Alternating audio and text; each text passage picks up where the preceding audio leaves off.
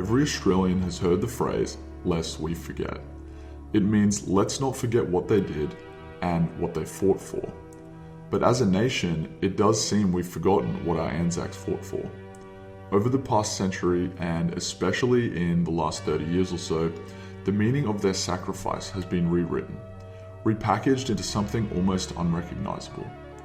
Today, few Australians even know what their own soldiers, their own grandparents and great-grandparents, actually believed they were fighting to protect. In this video, we're going to uncover what Australia's Prime Ministers, war generals, and the ANZACs themselves said, what this country truly fought for in the World Wars, and how that story has changed. To support us, consider becoming a YouTube channel member or Patreon, or check out our merch, links in the description below. For many Australians, the story of the ANZACs is one of loyalty, courage, and unity. When war broke out in 1914, Australia was a dominion of the British Empire. The young nation, only 13 years old at the time, answered Britain's call to arms with pride. Over 400,000 Australians enlisted during the First World War, out of a population of just under 5 million.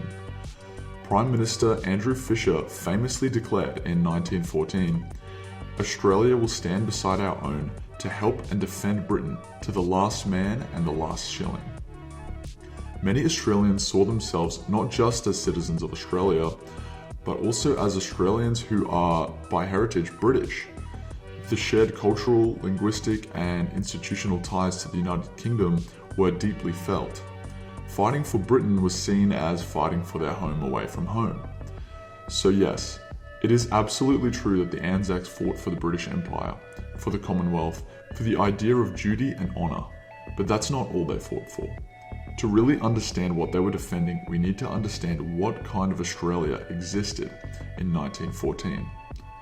At the outbreak of World War I, Australia was proudly a white Australia. This wasn't a fringe idea or a controversial, or as some now would say, a racist political ideology. It was actually national law, built into the fabric of Australia from Federation in 1901. The Immigration Restriction Act of 1901, commonly known as the White Australia Policy, aimed to preserve Australia as a majority white, European, and primarily British society. As the second Prime Minister of Australia, Alfred Deakin, stated at the time, quote, "Unity of race is an absolute essential to the unity of Australia," end quote. From the very beginning, Australia saw itself as a society that needed to protect its racial composition to ensure cohesion, prosperity, and national identity. This wasn't seen as shameful or extreme at the time. It was actually mainstream, and everyone in the 98.5 white European and 96% Christian country of Australia believed this was the right thing to do for the success of the nation. It was considered essential nation building. As early as 1909, Lord Kitchener, the famous British Field Marshal, advised Australia to raise a local defence force, in part to ensure, quote, "racial purity and national defence."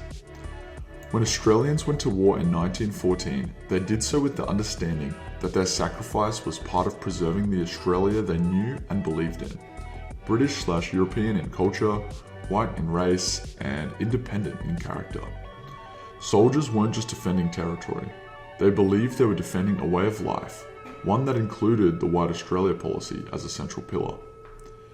To understand what the ANZACs were fighting for, we have to look at what Australia's political and military leaders, and sometimes the soldiers themselves, actually said. Many were clear on this stance, that they were not just fighting to support Britain, but to defend a specific vision of what Australia was meant to be. In 1917, then Prime Minister Billy Hughes stated, quote, "This war means the safety of the White Australia policy. If we are defeated and the enemy wins, what becomes of Australia?" End quote. Billy Hughes wasn't alone. In a 1919 speech to returning troops, he praised them for securing the, quote, "preservation of our ideals, chief among them the purity of our race and the independence of our nation," end quote. At the time, there was no disconnect between fighting for Australia and preserving it as a white British outpost in the South Pacific. General Sir John Monash, one of Australia's most celebrated military leaders, strongly emphasised Europeanness and racial unity. Monash embraced and promoted the dominant national ideals of his era. He often described the war as a struggle not just for military victory, but for the protection of Australia's national destiny. He referred to securing, quote, the national character and destiny of the Commonwealth, end quote, a phrase that, in the political climate of the early 20th century, clearly aligned with preserving Australia as white, European/British society. This framing wasn't just top-down. Soldiers and civilians understood these ideas too.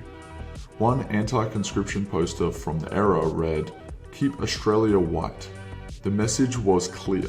Conscription was seen as a threat not just to personal liberty, but to the racial and cultural identity of early 20th century Australia. To many at the time, at least in this war propaganda, opposing conscription was framed as defending the nation's heritage. The White Australia policy wasn't some accidental backdrop to the war effort. It was part of the reason the war mattered to Australians. When they enlisted, many saw themselves as standing guard over a nation that needed defending not just from foreign armies, but from demographic change. This attitude continued and actually accelerated into World War II, when Japan entered the war in 1941. Then Prime Minister John Curtin addressed the nation with these words, quote, "This country shall remain for the white man. It shall be a bastion of the British race in the Southern Hemisphere," end quote.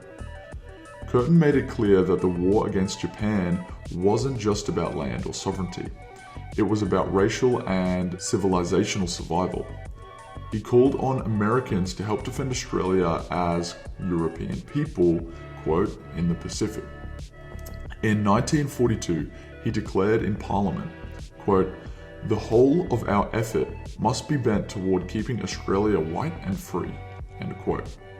These weren't isolated quotes. They were part of a consistent worldview that framed Australian identity as tied to race, Europeanness, and continuation of heritage. And if you're finding this eye-opening so far, hit like to help more Aussies see it. So what does "lest we forget" really mean? Originally, it was never just a line about remembering the dead. It was a warning. Don't forget why they died. Don't forget what they fought for. The phrase itself comes from Rudyard Kipling's 1897 poem, Recessional, written for Queen Victoria's Diamond Jubilee. It was a cautionary line urging the British Empire to not forget the moral responsibility tied to its power and values. It was about legacy, identity, and duty. When Australia adopted it after World War I, it took on its own national meaning. "Lest we forget" was a way of saying, remember the ANZACs, yes, but also remember the Australia they believed in and died for. That Australia, by their own words and values at the time, was British/European in culture and in demographic, Christian, and independent in spirit. Over time, this meaning has shifted. Today, "lest we forget" is often repeated without context, almost like a ceremonial phrase detached from its original meaning. But if we were being honest, if we were doing history, not just commemoration, we can't separate the ANZAC sacrifice from the values they were defending. "Lest we forget" isn't just about remembering loss. It's about remembering what those lives were laid down for, what kind of country those men believed in and fought for to protect. To forget that, or to rewrite it, is to forget them and their sacrifice entirely. Like and subscribe, and God bless Australia.